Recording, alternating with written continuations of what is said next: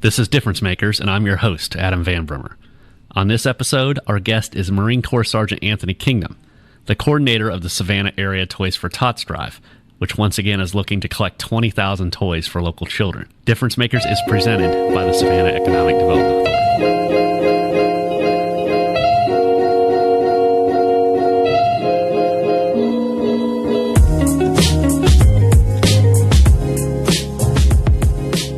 Welcome to another episode of Difference Makers, where we interview Savannah area community leaders about what they do, how they do it, and why. Difference Makers hail from several sectors, including commerce, government, education, arts and culture, and philanthropy. Odds are you recognize the names, or at least the organizations, that these Difference Makers represent. This podcast is a chance to dive a little deeper. Our latest Difference Maker is Marine Corps Sergeant Anthony Kingdom with the Savannah Toys for Tots Foundation. As you'll hear, Kingdom is a fascinating young man and shares with us how he came to want to serve his country, his love for McDonald's, and how his list to Santa Claus includes a 4-foot-tall Superman action figure. Then there's his involvement with the Toys for Tots and what the initiative means to him, the Marine Corps, and the community.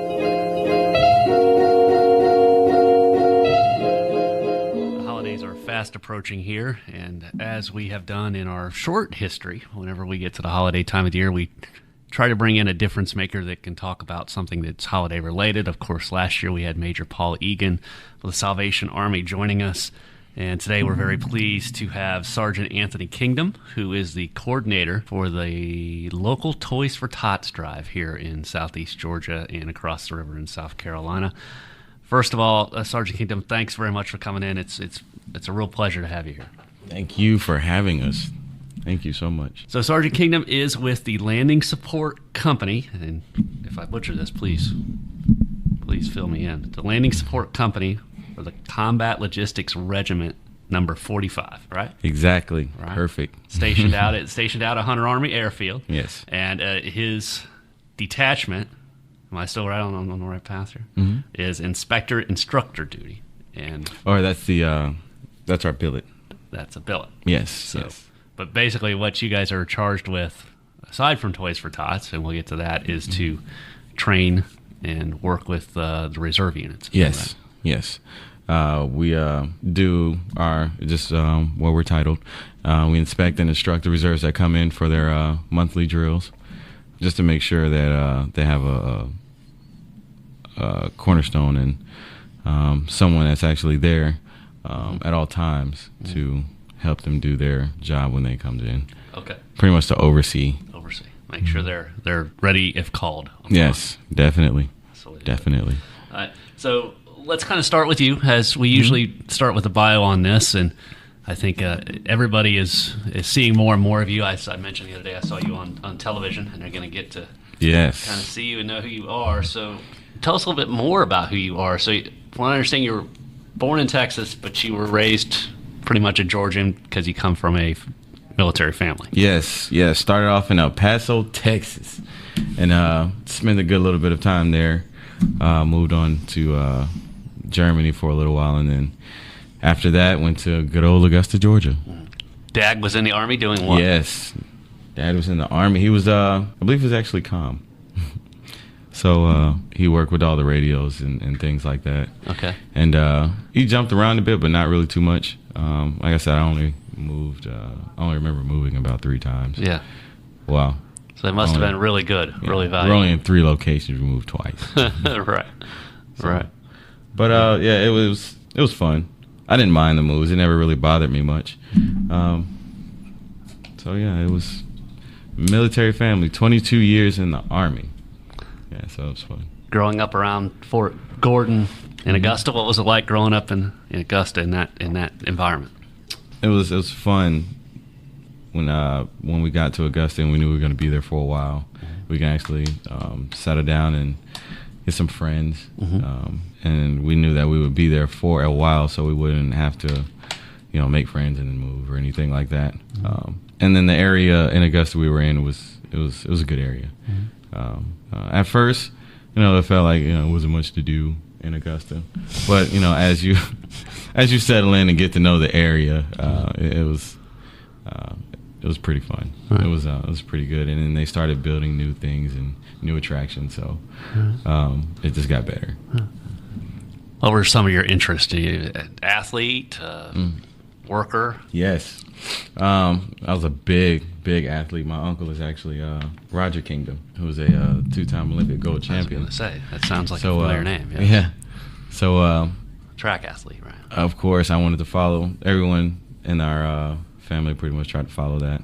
All the younger ones, anyway. Right. So we all did track. Of course, it's like a tradition in the family now.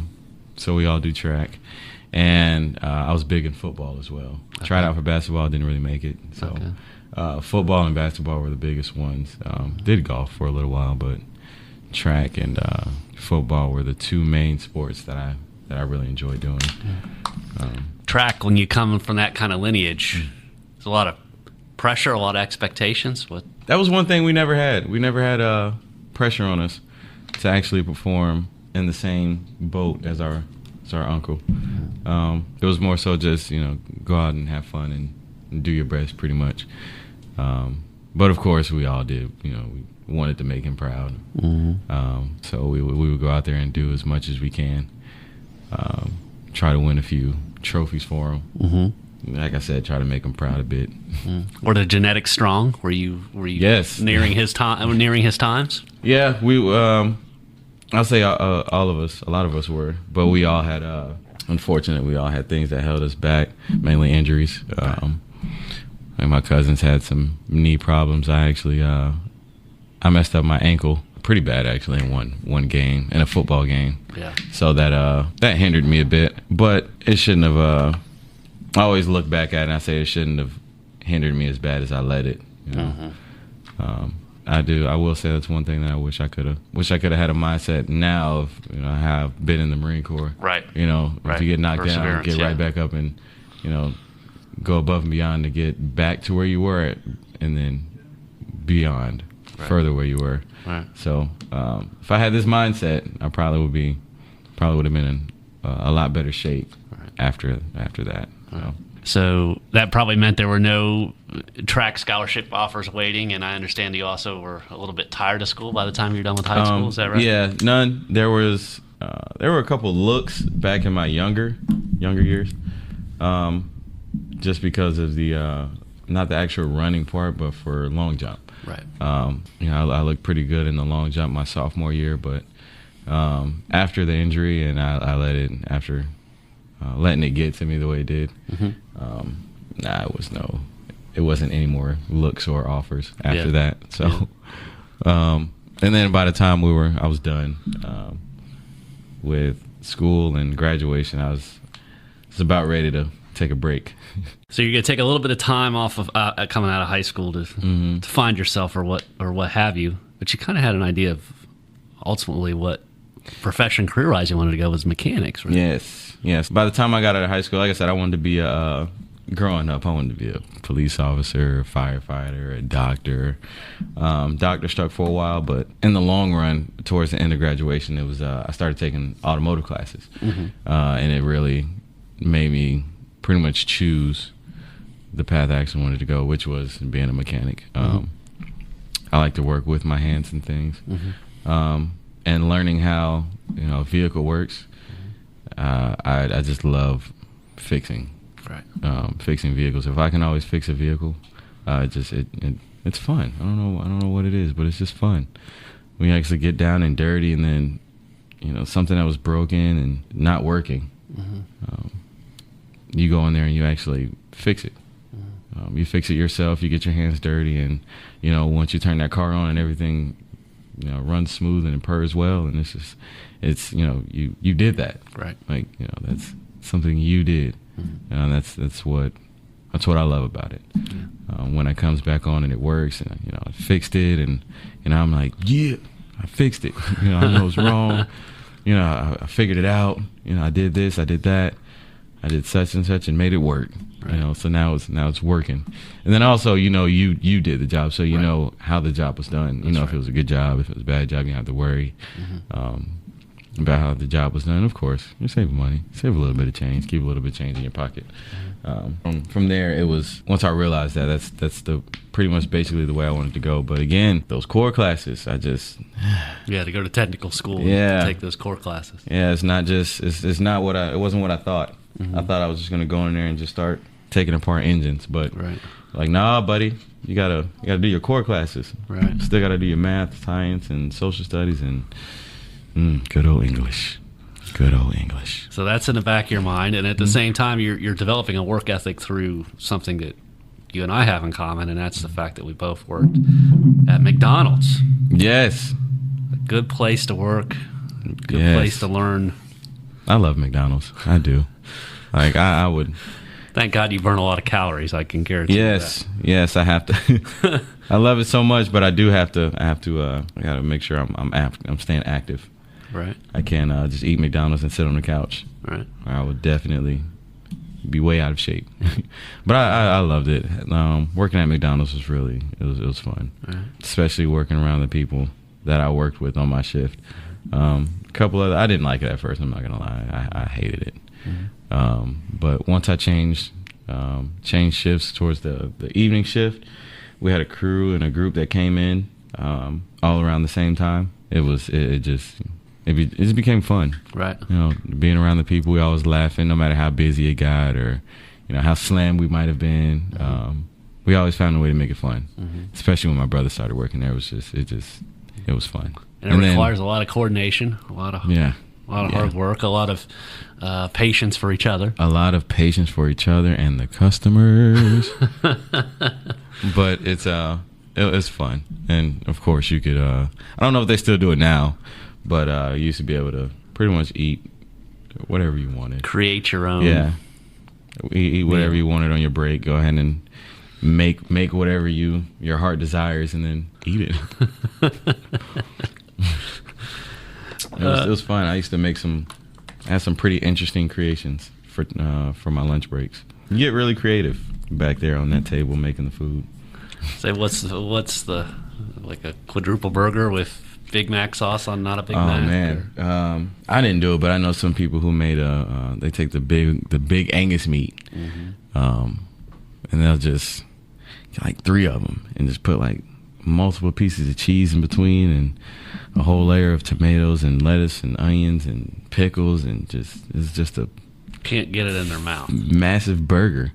Yeah. And needless to say, McDonald's had to put some restrictions on or make sure they have it at the end of their shift because they're going to take a nap when they come back from their lunch break. Had to.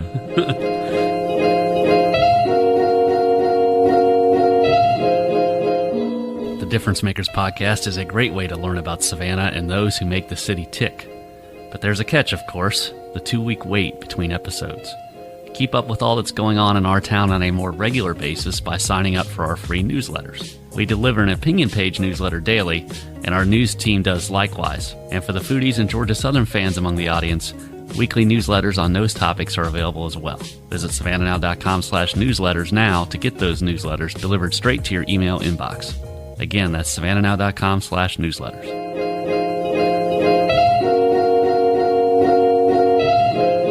So you're doing pretty well at McDonald's, but you know what? You want to be a mechanic. You come from a military family, so you know what that's all about. What ultimately drives you to the recruitment office? Well, one day I was on Instagram. My brother, he's actually he's in the Marines as well. He joined about a year and a half, about almost 2 years before me, ahead of me. And I saw him on Instagram one day. He just looked like he was having a lot of fun with his friends. You know, like he just had a good time, you know, a good night on the town. And it hit me one day. I'm like, you know, he always looks like he's having a good time. I want to have a good time. Let me go join the military. And I didn't want to join the Army because a lot of people that I knew joined the Army. Right, it's very common. I don't like being a lot of your friends were probably Fort Gordon kids too, right? And I didn't like being mixed in with the common crowd. I don't follow the crowd. I really like it. So, you know, I wanted something that was different, a little bit unique. I didn't want to do the Air Force. That just wasn't. They weren't appealing. I don't know why. It just wasn't appealing. They honestly never really crossed my mind. But my two choices were the Navy and then just to follow my brother in the Marine Corps. Well, when I picked him up from when we went to go pick him up from boot camp, there's a sign that says "We Make Marines." I was like, "Yeah, y'all do. I will never be walking up under this sign again. I will not be back here. Like, you got me all the way just messed up if you think I'm gonna come to a boot camp and just be drilled all day, every day." Was this across the river in Parris Island? Yeah, this is in Parris Island. I'm like, yeah, no, it's not for me. Yeah, it's just not for me. I'm not doing it. And then lo and behold, 2 years later, here I go walking up on, and that was so funny when I went up under that sign for the first time. I was like, yep, did not think I was going to be back here. I said I was not going to see this sign ever again. I said y'all wouldn't make me a Marine. I will not be running up under the sign. I will not be drilled. I won't be back here. Y'all are crazy. And here I am looking at this sign, and it was almost like the sign was just peering down at me like, yeah, yeah, flashing at you. Yeah, like, yeah, you said you wouldn't be back, huh? You're right. Welcome back. But yeah, after that it was I went to the recruiter station, and I wanted to go Navy at first, but I'm not gonna lie, I didn't make it to the Navy. I went to the Marine Corps. I can't remember why I didn't go into the Navy first, but I went to the Marine Corps recruiters first. And from there, I was just automatically sold. It was just a sense of pride that he had, and pride and professionalism. I'm pretty sure it sounds like what everyone says when they walk into a Marine Corps recruiter's office, but they sold you on the few, the proud. Yeah, real quick. Yeah, real quick. But I will say, contrary to what a lot of other people say, my recruiter didn't lie. He told me pretty much everything straight. Everything that he said was pretty much what it was, except for my MOS. But just say he told you were going to be doing. You requested to do something specific and didn't get there. Right? I thought I was going to be working on the big. Like I told him I want to be a mechanic. He was like, "All right, you're going to be a mechanic." I thought it was going to be, which he didn't lie. I already had a thought in my mind of what it was. I never really specified or asked him to specify. So I thought I was going to be a motor T mechanic. I thought I was going to be working on the trucks and the Humvees and things like that.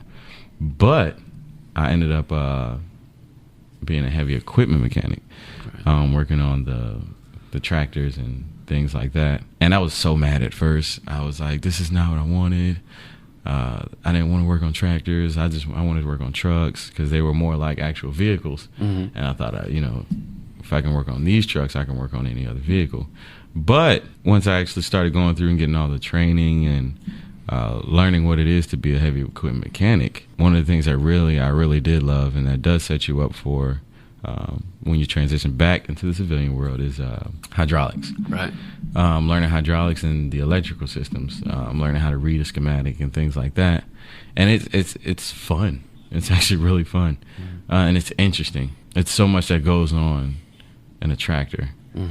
That some people go to school just for specific things. Some people go to school just for hydraulics. Right. Some people go to school just for electronics. Right. With our MOS, you have to get all of that in one. So you learn how to read a schematic. You learn how to deal with hydraulics, as well as your basic mechanic functions. So it was really interesting, and I enjoyed it, and I appreciated that I wasn't where I thought I was going to be. Right. Honestly, I still would have enjoyed it, I'm pretty sure, but I really do enjoy this. Right. You said it was 2 years in technical school versus 8 weeks. Yes, it takes like a couple 6 times years as much. Yeah, where it takes years to learn, the basics of hydraulics or electronics or anything like that, or even just being a basic mechanic, where it takes a couple years. We got pretty much a crash course in all of that combined in 8 weeks. Yeah, and then so you get the basics and you learn on the job from there. Yeah, needless to say, it was a pretty compact school. Yeah. We were pretty busy, learning a lot, and but also the experience you get on the job afterwards. We're working with the Marines who've been doing it for a few years. You learn a lot. Experience is a lot better than someone or something like reading a book, or learning from a book. Doing it actually hands on, it's a lot better. That's why it's the reason why a lot of people love experience over someone who just came from That's right. a schoolhouse. That's right.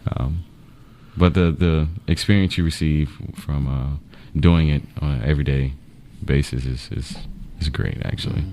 Even though you may not be like master certified, I've known some Marines who actually, they transition out after their first or second, enlistment, and they're doing really well, just based off of what they know. They weren't certified when they were out, the time they transitioned out, but the road to actually getting their civilian certifications was really easy. And the jobs they got in between were really good. Right. So they're the experience you receive you may not be certified on paper, but there are some really, really good mechanics and really good Marines in general who do all these different other MOSs who get a lot of experience, and they pretty much know their job really well. Is just about as someone who does have that certification in the civilian world. Another part of your assignment here is, and you did it today, is November the 12th, so it's the day after Veterans Day. And another part of your assignment here is to be part of the color guard. Yes. You said you did it in a parade yesterday. What was that experience marched like? in the parade yesterday. Just a little note. It kind of hurts. holding that big flag in the wind for that long. Yeah, it hurts a little bit, but no, it's fun just to walk around, and when you're marching in that parade, you're holding the colors and you're being that representation for the Marine Corps, and just having that sense of pride, and seeing everyone salute as you walk by, and the crowd at the parade just cheering on the Marines. It's a great feeling. It's a really great feeling. It lets you know that everyone is still on board with the Marine Corps. Everyone loves the Marine Corps.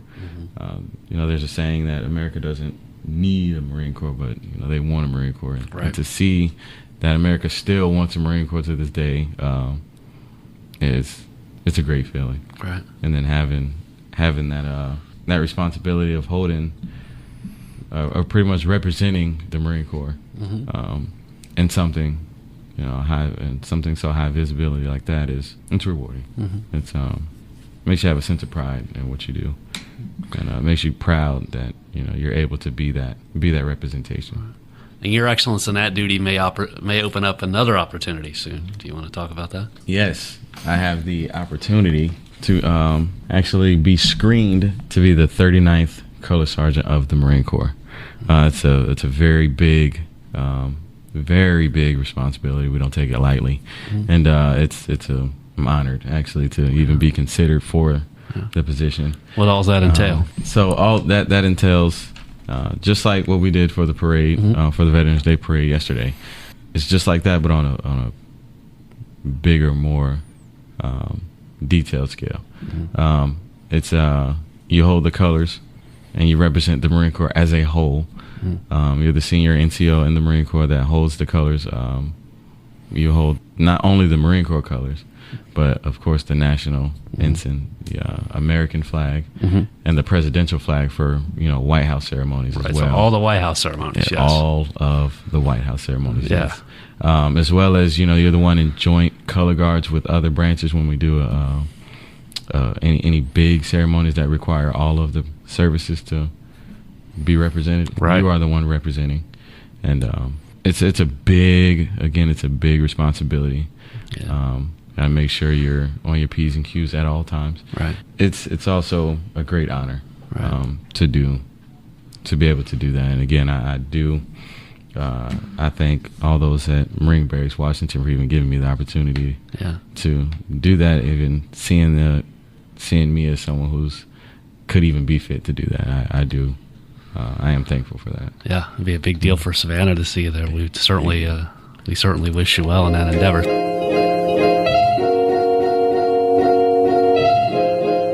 We are speaking with Marine Corps Sergeant Anthony Kingdom with the Savannah Toys for Tots Foundation on this episode of the Difference Makers podcast. Before we continue this discussion, let's pause and recognize the Difference Makers presenting sponsor and a real difference maker in our community, the Savannah Economic Development Authority. Team at CEDA is pushing to make Savannah a great place to work and live. CEDA is committed to creating, growing, and attracting jobs and investment in the Savannah region. Whether a business looking to relocate to the Savannah region or an existing business ready to grow and expand, CEDA is the centrifuge of a propeller, making the connections, helping propel the business to success. Learn more about the Savannah Economic Development Authority and what they do in the Savannah community by visiting CEDA.org. Now back to Sergeant Anthony Kingdom.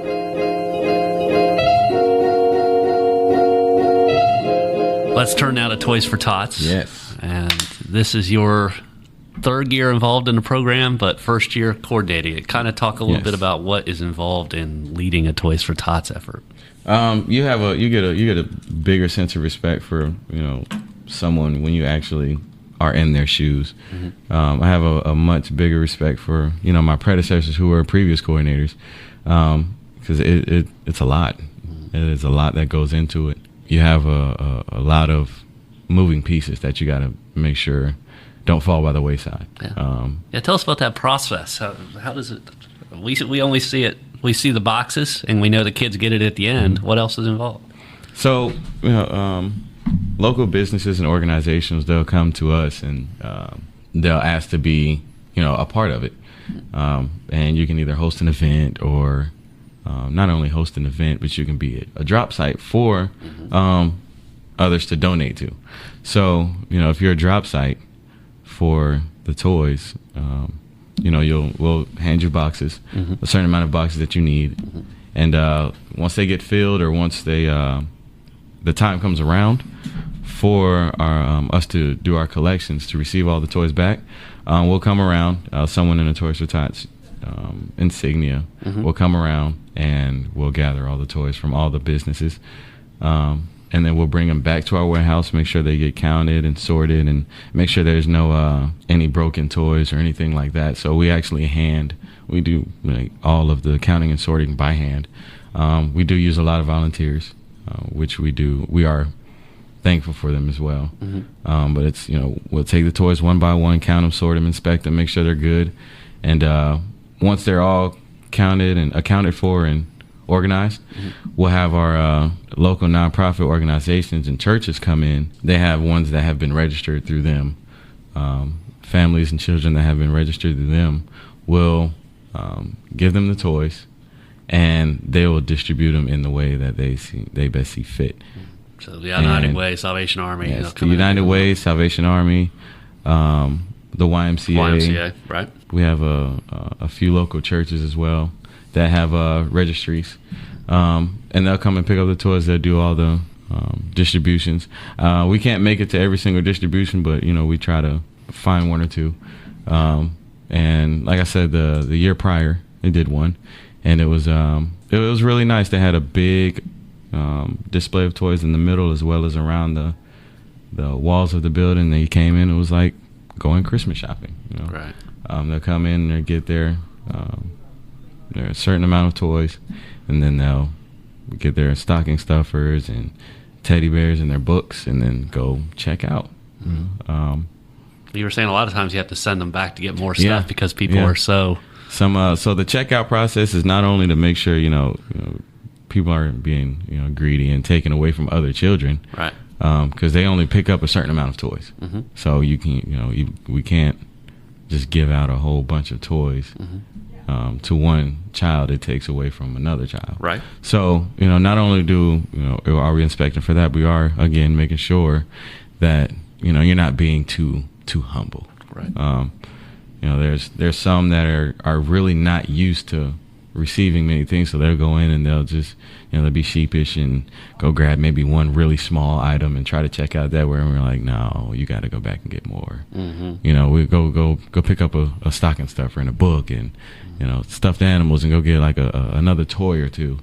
And it's actually we want to make sure everyone actually has a good Christmas. It's not we're not trying to be stingy, or we're not trying to be anything of that nature. We're not trying to take away from any other children. We're not trying to do anything, against you per se. We're trying to make sure everyone has a great Christmas. What are some of the looks on the faces? What was it? Oh man, they're great. They're great, especially the ones who are extremely humble and they just try to walk out with one thing, and we tell them to go back and get more, and their face just lights up and big smiles and some of the tears of joy, and not just on the children's faces, but the parents as well. Right. It's a wonderful feeling. Like I said earlier, you have to start taking your jacket off because your heart's getting so warm, starting to warm your whole body. Yeah, sweating a little bit. Huh? Yeah, get some exciting sweats. It's fun though. So today's November the 12th. Mm-hmm. You actually started the drive back in October. Where are we on October 12th? And if people want to drop gifts off, I know once we get to Thanksgiving weekend is probably when your big flood comes. Mm-hmm. But as you build now, where are you and where can people do some toy drop-offs? Right now we're still in the early stages. Mm-hmm. We don't have a lot of toys in our warehouse as of right now, but we also haven't done any pickups yet. Right. We're still dropping off boxes, believe it or not. Right. We're still getting organizations and businesses requesting boxes. Mm-hmm. So we're still doing box drop-offs. We haven't picked up many toys yet. We haven't done many events as well. So we're still in our early stages. So you do toy drives, actual events where... Yes. Yeah. Yes. I believe tomorrow we actually have an event at the Holiday Inn opening ceremony, the ribbon cutting ceremony, and then we have the another one. We're partnering with the Salvation Army and doing a kettle event with them, and then we have another bike ride coming up on Saturday. Okay. They're going to do a toy drive on Saturday with a bike group in Beaufort. Okay. So we're still in like I said, we're still in our early stage. We're starting to pick up. We're starting to pick up now. And, once around Thanksgiving time frame comes around, I think that'll be, that's again, like you were saying, that's our big push.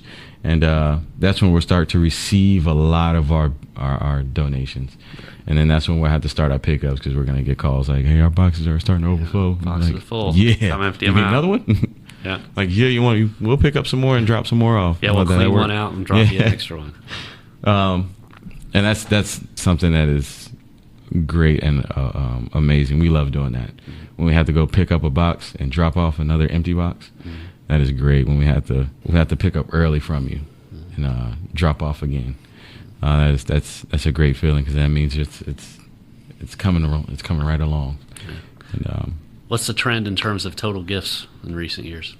So for the Toys for Tots program as a whole, since it started back in with Major Bill Hendrick back in 1947, since then, from 1947 up until now, it's been over 500 million toys nationwide, which is extraordinary to me. You can't even imagine how many toys piled up. Right? Yeah, if you just think about trying to put that in the warehouse, like that's right. Well, probably need a few warehouses for that. Right, many. Yeah. But annually, it's about 10 million nationwide. Right. Here in Savannah, I believe it's around 10,000 a year. I believe. I think it's gotten up to about that high.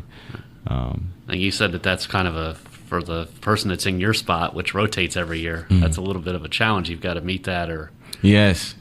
We last year, I believe, the past few years have been over 20,000 toys. Right. And I want to make sure I keep that going. I don't want to break. I don't want to break tradition or break the record or break our streak. If we have like 19,999 toys, I might have to just go buy one. I was going to say, you're probably stocking up on some toys when you see them on sale now. Go make sure I make that 20,000 mark. That's a great mark to try to catch, though. Yeah.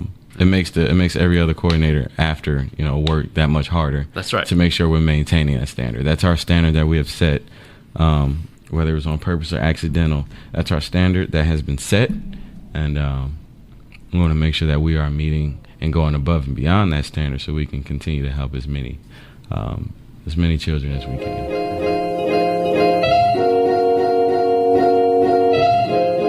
We interrupt the Difference Makers podcast to remind you about our other regular podcasts, such as the Savannah Opinion Commute, hosted by yours truly, with a new episode that posts every Monday, Wednesday, and Friday. The Commute is the easiest way to keep up with the latest news and happenings that Savannahans are talking about. Search for The Commute with that Savannah Opinion on your favorite podcast app and hit subscribe. Episodes are also available through the savannahnow.com website at savannahnow.com/podcast. You can also check out our other podcasts, such as Georgia Southern Extra with its focus on Georgia Southern football, the Do Savannah podcast with its emphasis on local arts and entertainment, and the daily See You in the Morning podcast that offers a roundup of the day's headlines.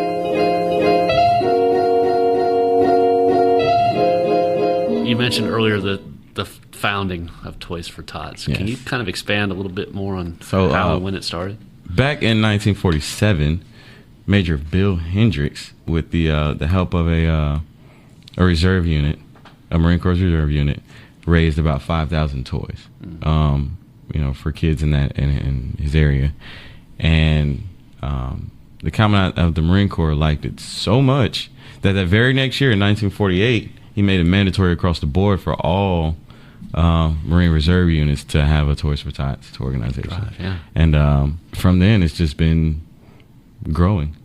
Like that back there with those 5,000 families, those 5,000 children, made such a big impact that now it's grown into a big nationwide thing. Yeah. And I'm glad to see that. Yeah. It makes you proud. It shows a much better side for the Marine Corps. It puts us in a position not so much as glory hunting, but it shows our more compassionate side. Mm-hmm. A lot of people see us as we're crazy, psycho. I've heard a lot of Hollywood has not done the Marine Corps justice over the I've years. heard a lot of things about Marines, and this shows us that we're not only war fighters, but we're here to help. We're here for the community. We're here for the nation as a whole, not just to defend, but support as well. Support and serve, Mm-hmm. right? And it puts a different light on us. You hear the term devil dog, you think of a war fighter, but then after seeing Toys for Tots, you also think of someone who's a friend. That's right. Gives you that connection in the community for sure, because you are the smallest branch by far. Yes, Probably the least visible branch. Yes, and we do have that saying: "No worse enemy, no better friend." Right. And that's what we hold ourselves to. Make sure we're professional. Make sure we're professional, upholding our standard that we have placed over ourselves at all times. Yeah. We take our professionalism very seriously. Mm-hmm. We want to make sure that we are sticking to that. Uh-huh. You mentioned Major Hendricks, and I'm cheating. I'm reading the pamphlet here, though. But, Major Hendricks, it was out in Los Angeles, and I think that was probably advantageous to him, because according to this, Walt Disney designed the logo. Mm-hmm. So the little toy train was designed by Walt Disney. By Walt Disney, and it's still used to this day. That's right. Obviously, this touched people back all those many years ago, and yes, it continues to touch people today. Impacts do that to people, mm-hmm. but not only people, but to areas as a whole. If you can impact one person, you can impact many. Mm-hmm. Impacts tend to cause people to move. Mm-hmm. It'll cause people to want to get on board with whatever you have going on, especially if it's a positive impact. If it's a positive impact on somebody's life, or not only their life, but on a certain area that they're in, that whole area can pretty much be impacted and start to move, and want to be a part of something positive as well. Mm-hmm. And that's what that was. It was a big impact, and it's made the way for what Toys for Tots is today. Mm-hmm. And without that impact, there would be no Toys for Tots. That's right. Well, I want to encourage people as they start to shop for their children, their grandchildren, their nieces, their nephews, when you pick up that 2 or 3 toys at whatever your favorite store is, maybe throw an extra one in a cart and drop it in the box on the way out. Is there anything, if you had to give people advice, is there anything in particular that maybe you'd like to see more of in terms of types of toys, or is it just whatever your heart's desire, whatever you can give. Is it mostly young kids, or is it all the way through teenage years? Yes, it is through teenage years. I believe it's whatever you can give. Mm-hmm. We don't have a stipulation or restriction on anything. Mm-hmm. But a lot of people tend to focus on the younger kids. When they see Toys for Tots, they think about, you know, the little kids and the younger kids. But we actually do go up to older kids, those in high school and things like that. So every year I've done this, I've seen the older kids are always lacking. Right.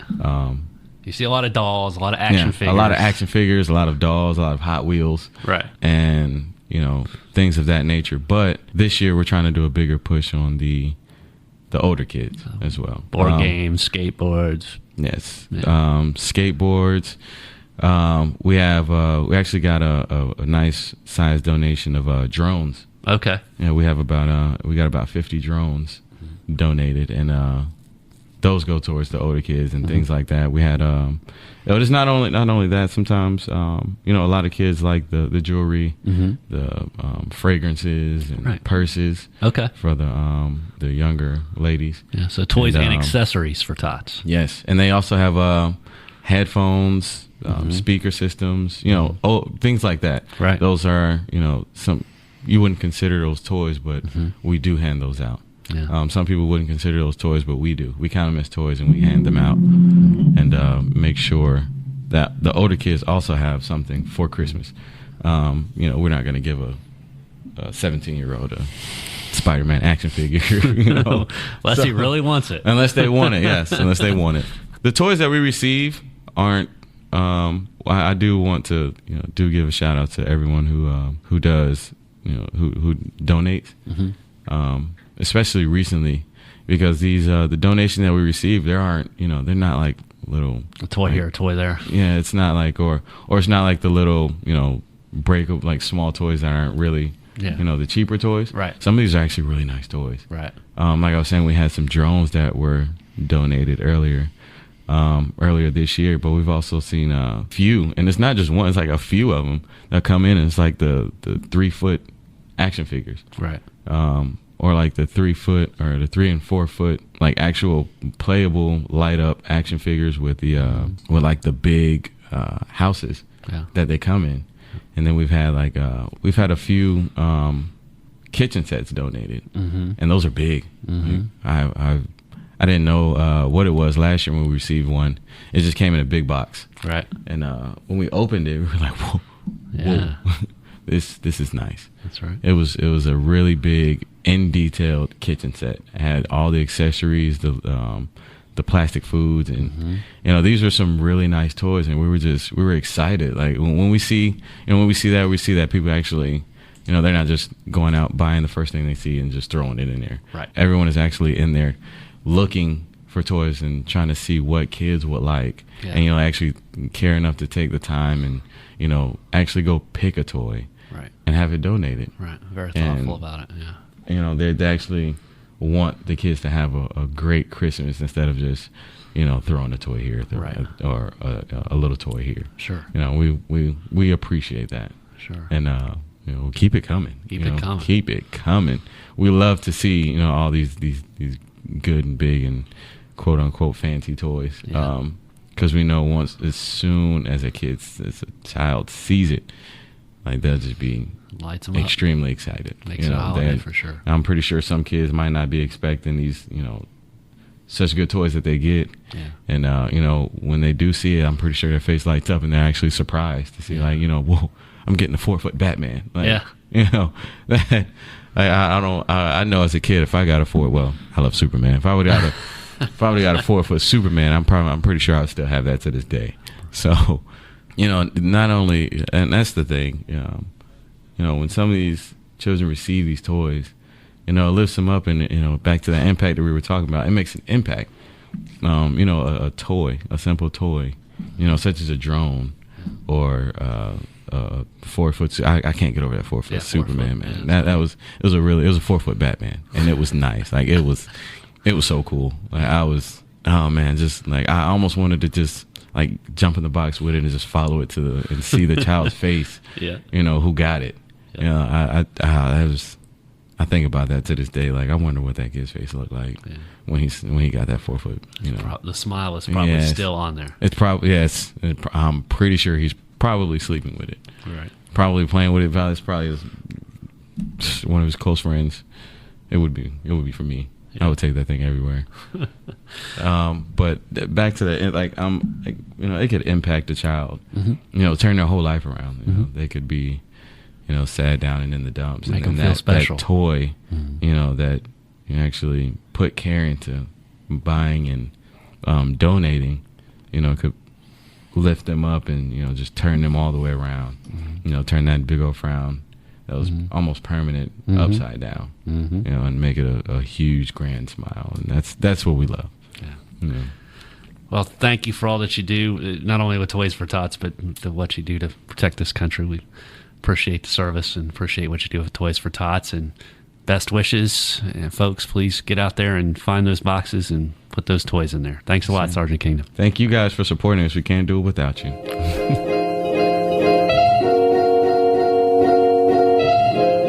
Thanks to Marine Corps Sergeant Anthony Kingdom for sharing his story on Difference Makers.